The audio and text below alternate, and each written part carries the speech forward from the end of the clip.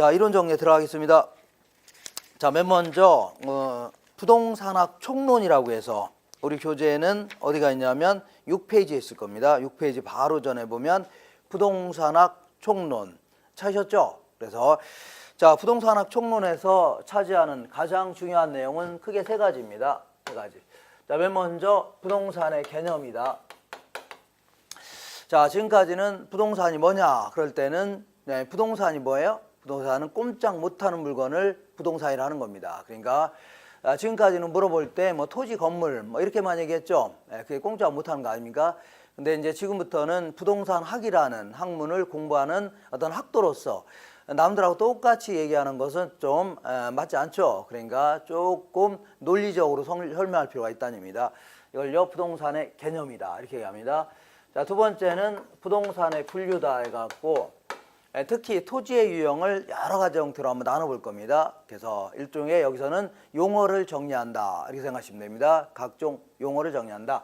자, 세 번째는 부동산의 특성이라고 해서 자, 부동산은 일반 재화인 맥주라든가 이런 거에 비해서는 상당한 차이점이 있다는 얘기죠. 그래서 여러 가지 다양한 특성들, 그러니까 꼼짝 못한다든가 아니면 토지 같은 거는 새롭게 만들 수도 없는 거죠. 이런 걸요 부동산의 특성이다 하십니다. 그래서 요걸 중심으로 해서 올해는 한 4문제 정도 물어봤습니다. 그래서 요거를 중심으로 해서 저는 이제 4문제 물어보고 나머지 이 사이드에 있는 내용들은 어쩌다 한번 물어볼 수가 있습니다. 아마 잊을만 하면 5년에 한 번꼴로 물어볼 수가 있다 그런 얘기입니다.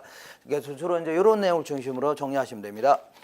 자, 그럼 어쨌거나 그 순서에 따라서 여기 순서에 따라 쭉 공부할 건데 자, 이걸 공부하기 전에 일단은 이 부동산 학이 도대체 뭘 공부하는 학문이냐 이것 정도는 간단히 알고 출발해 보겠습니다.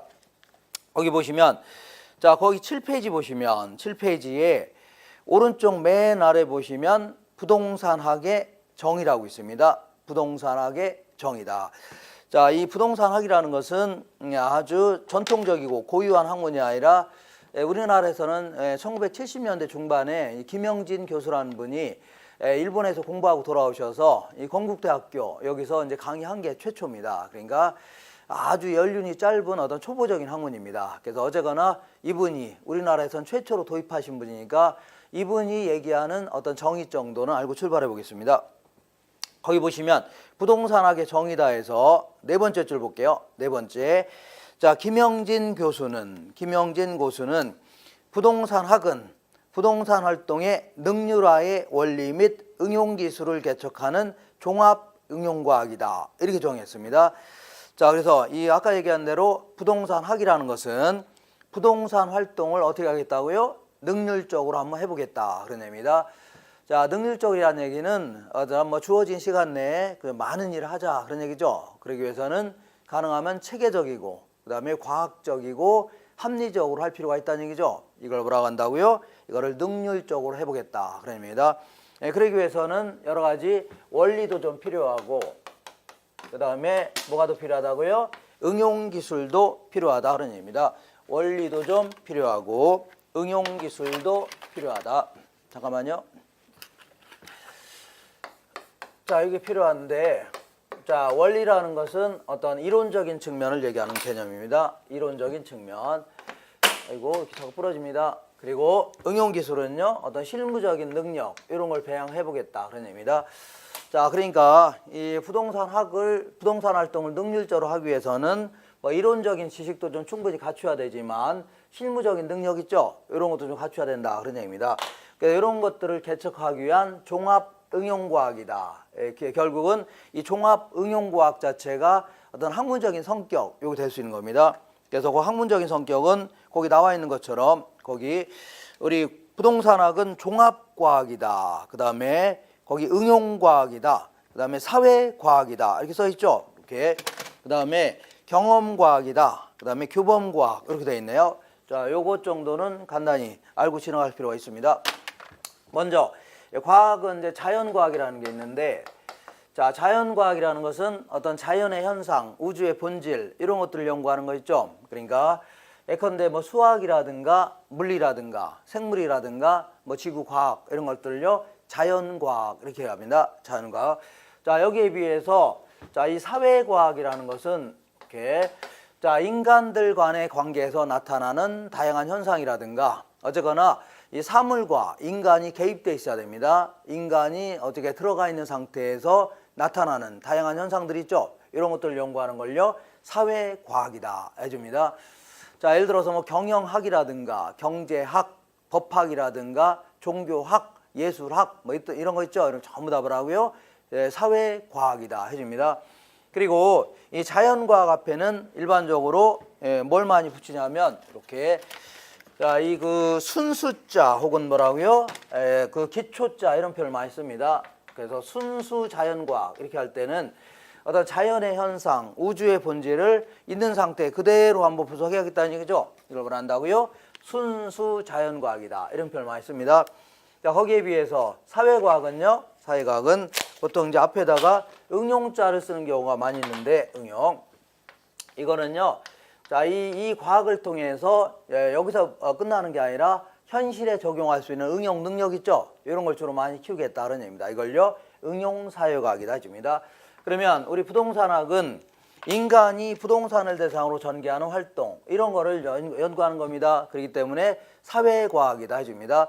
자, 그리고 자, 이거는 우리가 이제 이 공부를 통해서 자꾸 현장에 써먹으려고 하는 게 초점을 맞춰져 있는 겁니다. 이런 거. 그렇기 때문에 응용과학이다 해줍니다.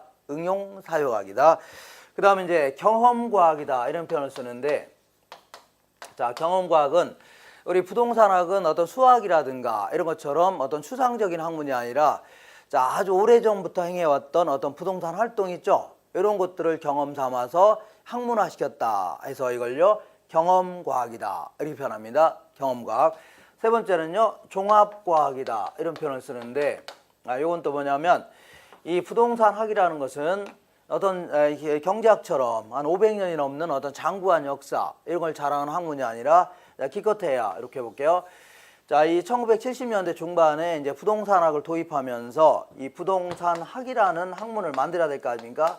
자, 부동산학이라는 자, 이때 어떻게 만들기 시작했냐면 이미 기존에 있었던 학문들 있죠. 기존에 있었던 학문들 예컨대 이미 있었던 법률적 측면의 학문들이라든가 아니면 경제적 측면의 학문들 그 다음에 기술적 측면의 학문들 이러한 것들 주변에 있는 학문들을 싸잡아서 이거를 부동산에 맞게끔 적정히 체계화시켰다 이렇게 얘기합니다. 그래서 이걸 뭐라고요? 종합과학이다 이렇게 줍니다. 자, 그러니까 말이 좋아서 종합과학이지 사실은요 주변에 있는 학문을 그냥 짜집기 했다 생각하시면 됩니다. 그러니까 초창기 때 학문은 거의 그냥 사전식 나열식 막 이랬습니다.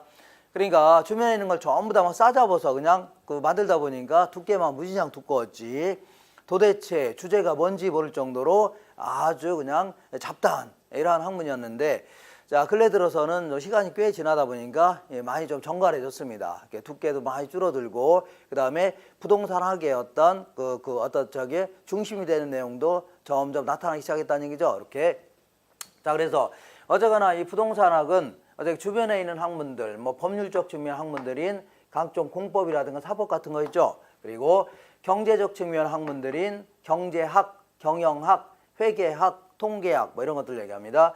기술적 측면 학문이라는 것은 뭐 토목학이라든가 건축학 같은 거 있죠. 이런 걸 얘기하는데 이런 걸 싸잡아서 부동산에 맞게끔 체계화시켰다 그런 얘기입니다. 그렇기 때문에 모든 부동산 활동할 때는 어쨌거나 세 가지 측면을 공히 고려해야 된다 그런 얘기입니다. 이걸요 지금부터 복합적 접근이다 이런 표현을 많이 쓸 겁니다. 복합적 접근이다. 그러니까 자, 무릇 모든 부동산 활동을 함에 있어서는 세 가지 측면을 항상 따져봐야 된다는 얘기죠. 이걸 뭐라고요? 복합적 접근이다 해줍니다. 자, 그러니까 예를 들어 내가 아파트를 하나 구입하려고 한다. 그러면 어쨌거나 사기당하면 돼야 한대요?